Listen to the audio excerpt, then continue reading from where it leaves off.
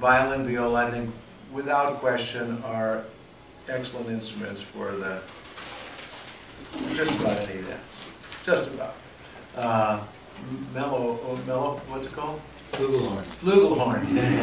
Flugelhorn or trumpet, so those are, or trombone, those are, okay, those are like more, they're not as central as a violin or a guitar would be, and so then it's harder, and then you want to play, but you don't want people's ire, and all of us as musicians, I very much include myself, have had people's ire, like, I don't like what you're not doing it right, So there are a lot of challenges. I was supposed to lead Zikr for everyone, that evening, and my host, like I said, she was, been in the Sufi community a long time, and I said to him, she was standing there, I said, I hope you'll come and play for Zikr tonight. She looked at me, she says, you can't have accordion. But it takes time to shift a paradigm, because we did that, even though everywhere in the world it meant that it was going to be a little bit more easy. Here's such an interesting thing about what I've learned about music and dance, that when you write a new piece, let's say you write a new zikr or a new dance, and you teach it to someone, teach it to a group, the first time you teach it, it's like giving birth. It takes time, it's longer to learn. But once the space has learned it, I know this because I travel a lot. Once the space has learned it, I can teach it in half the time, then I can teach it in a quarter of the time, then I can teach it in an eighth of the time, because the universe has learned that paradigm.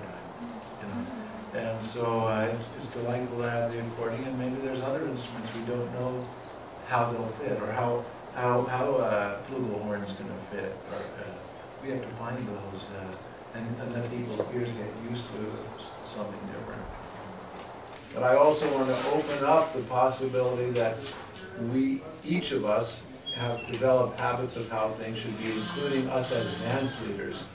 And so there becomes a time when, as a skill that you have in whichever role you're sitting, let's say if you're the dance leader, that you somehow look at who's in your group, and then you somehow find a way to cooperatively use those skills, and it may be different than what you're used to. I found that when I went to Europe, I actually had quite a different version of the dance circle than some circles I went to who had been with this person. So it had narrowed into a different kind of a shape. Well, after some while, then everything worked out fine. But it was a learning curve for both of us. And so I do want to. If I had all the dance leaders here, I would invite them to also have a little bit of an openness to work in a circle. Don't shoot the piano player. Don't shoot the piano player. Or the flugelhorn. Oh, the flugelhorn. I think we'll get him. Yeah.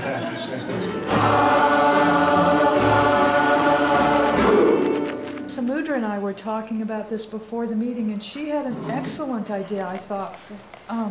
The one about if you know you're not quite as accomplished on your instrument as somebody who's in the circle, you might go to them and say, hey, I'm a drummer. I'm not quite where you are yet, but I would love to learn from you. And maybe you're a really good drummer, so you take a couple of drummers under your wings and you bring them in on certain sessions, and you kind of tutor them along. So they get the experience of playing in the circle, and they get some tutoring attention, so their relationship begins to develop. And the same thing with guitar players. Shabda does that with me when I play with him, and I so appreciate it. Maybe in the long run we have to start a mentorship program, just like you have a dance mentor, you have a drumming mentor, and a musician mentor. Ayesha and I and a lot of others have spoken of this. All of you are musicians. Find a musician mentor in the dance, someone whose music in the dance really touches you in your field, and get some lessons from them.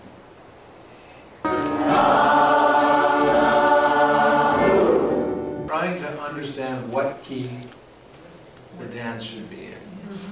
And it's something that, first of all, the dance leader may have their preference, then you can follow that. But if you understand the general principles, you can be an expert in how to pick what key the dance is in. So you should, the equation is based on the range of the human voice, or the range of the generality for the human voice. So for instance, any note below G, it's going to be mud.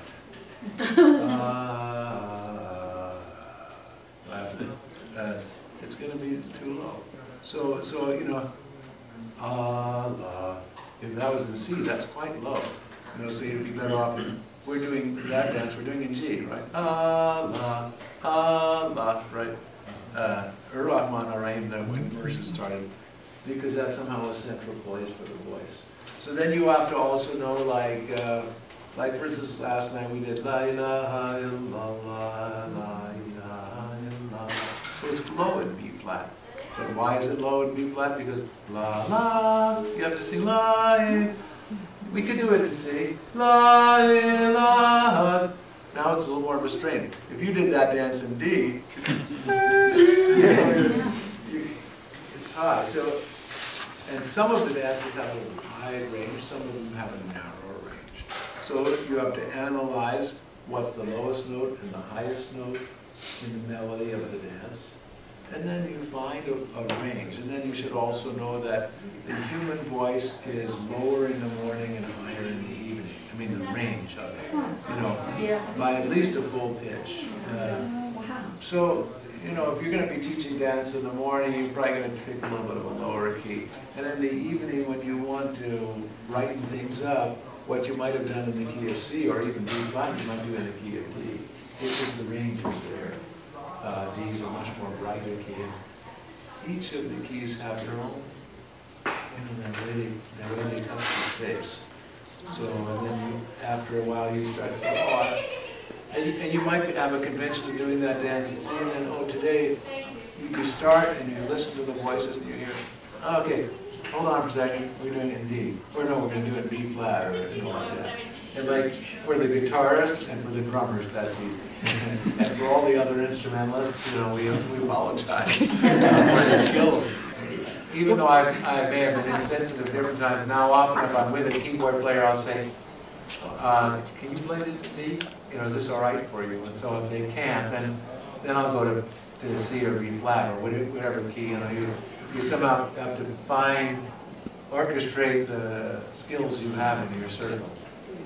Thank you all for dedicating yourself to music for the dance. The dances really benefit from your musicianship and your devotion.